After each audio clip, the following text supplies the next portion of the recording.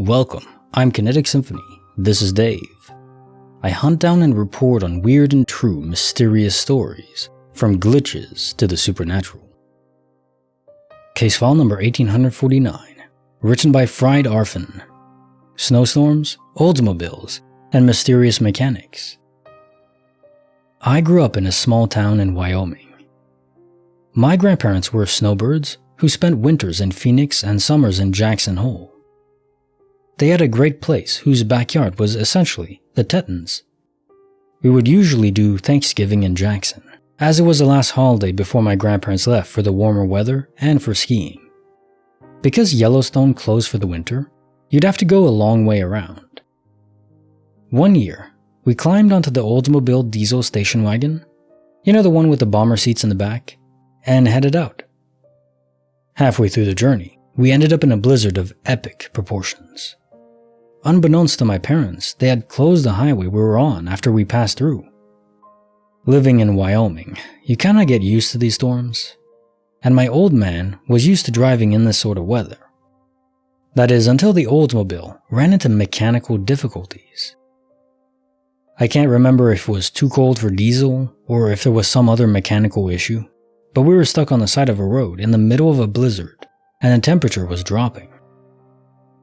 This was before cell phones, and we were probably the last car to even consider driving on to Jackson, so even my parents were pretty sure it was going to be a rough night. Even though my dad grew up on a farm, he was a dentist and not very mechanically inclined. He probably had no idea what to do. However, they kept my sister and I entertained and bundled up while they were stressing about how we were going to survive the night. Out of nowhere, this big semi emerges from the whiteout and pulls over behind us. I still remember the headlights popping up behind us and the immense relief my parents felt. My dad gets out and talks to the driver and finds out that he is a diesel mechanic. They pop the hood and the guy began messing around in the engine. The Oldsmobile eventually started and he followed us all the way into Jackson to make sure we made it safely. My dad tried to pay him and he would have none of it. My mom swears that he was an angel sent to save our soon-to-be popsicle butts. Case file number 1849, Snowstorms, Oldsmobiles, and mysterious mechanics. Okay, so a guardian angel coming down to help you? Could be. Could just be a good Samaritan that just happened to be in the area. If it was a guardian angel, the question then I have is, it's pretty clear there's enough stories where guardian angels are acting to help someone without assuming a material form. So, why do they have to assume a material form sometimes? Is that just a preference? They only act without one in cases of emergencies. No, I think there's cases where they've acted where it wasn't really an emergency, so that's something I can't quite square. And it might just be that this is a case of a good Samaritan that just happened to be in the right place and time. Maybe. I'm not clear on this one. But it's a tremendously good thing that it happened because, yeah, being stuck on the side of the road in a blizzard with no power. Oh man, becoming meat popsicles, indeed. No thank you. Case file number 1850, written by Only for Luna. A sister, Déjà, and conversation.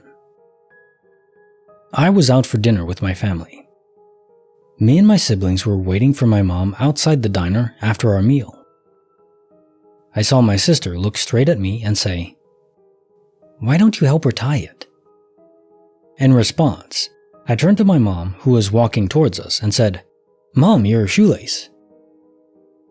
I had already noted that her shoelace was fine, and I had said it in a joking manner. But then I heard my sister say, "Why don't you help her tie it?" Again, which confused me because she had just said that like 3 seconds prior. I told my sister that the reason why I had joked that my mom's shoelace was untied was because she had just said that particular line 3 seconds ago. She insisted that she never said anything earlier and wasn't even looking at me before my mom walked out of the diner. Siblings also said that nobody was saying anything at that time. I've been scouring the web for answers because this incident has been gnawing at my mind forever. This isn't déjà vu, because my actions were in response to what was said, rather than a feeling that I've experienced that situation before. I read that my brain might have altered the sequence of events. But I'm ruling that out too, because I wouldn't have even mentioned my mom's shoelace had I not heard my sister say that. Question sur file 1850. A sister, déjà vu, and conversation. So yeah, another case of subconscious jump. Your subconscious was ahead, just 30 seconds or so, and drips of it were feeding back into your conscious mind when it wasn't supposed to, and you got confused by current time and future time. And yeah, you really did hear your sister. No one else did out of place because they weren't in that time. Only your conscious mind was. Case file number 1851, written by Singing Brunette. The story of roads, rehearsals, and time gone awry. I do professional acting and singing in my spare time. I was hired to be in a show, and rehearsals started at 6:30 p.m. at that night. It was not daylight savings or anything around there that would change the time, or make it so I had clocks set wrong in my house.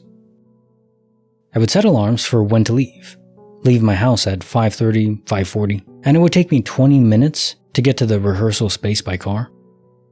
I like being early, so I can fill my water bottle, go over my script and singing, practice any dancing I need to.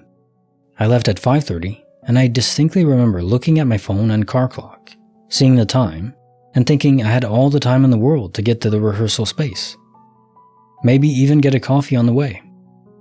I started warming up my singing on the drive over, as I always do, so that I would be ready to sing for a rehearsal. I use my recorded voice lessons to warm up with, as it helps me target and iron out specific problem areas in my current vocal technique. I started driving and was about 10 minutes into my warm-up. I know it was only 10 minutes because I sang along with the pre-recorded material, and it shows the time progression. And about 10:15 from the theater, I happened to glance at my car dash clock again, and it says 6:40. I panic and check my phone while driving, I know, and my phone confirms it's 6:40. I panic more because I'm now 10 minutes late to rehearsal. Anyone who's done theater knows that punctuality, or the lack thereof, can make or break a theater reputation, and this was quite a prestigious theater. I also panicked because in the 10 minutes I'd been driving, I had somehow skipped forward in time.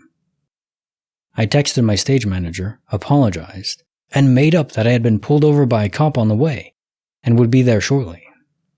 They were all good with it, and it ended up being a non-issue. But I still, to this day, cannot figure out how I left my house at 5:30, drove for 10 minutes, and went only 10 minutes worth of physical distance with no issues or delays through standard city roads, but jumped an hour and 10 minutes forward into time. Twilight Zone crap right there. Question sur file 1851. The story of roads, rehearsals, and time gone awry. This is a more unusual type of space-time portal. Most of the time, ironically, a space-time portal shoots you ahead in space, not time.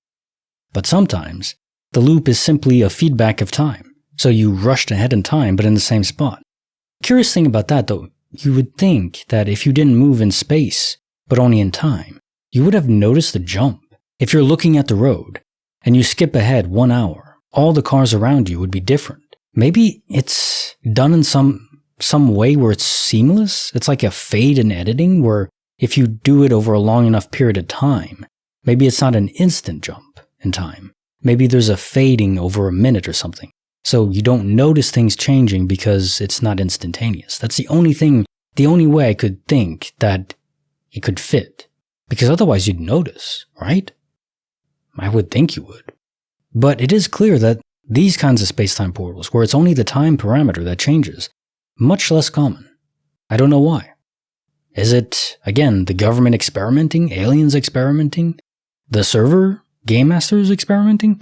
Well, one or the other. I think it is an experiment, and sometimes the time parameter is just either harder to implement or just less valuable. But I would guess that it's just as valuable, skipping ahead in time. I don't know. Now time for the joke of the day. If you were born in September, then your parents started off the new year with a bang. A very special kind of bang. Like the video, subscribe, hit the bell. Kinetic Symphony signing off.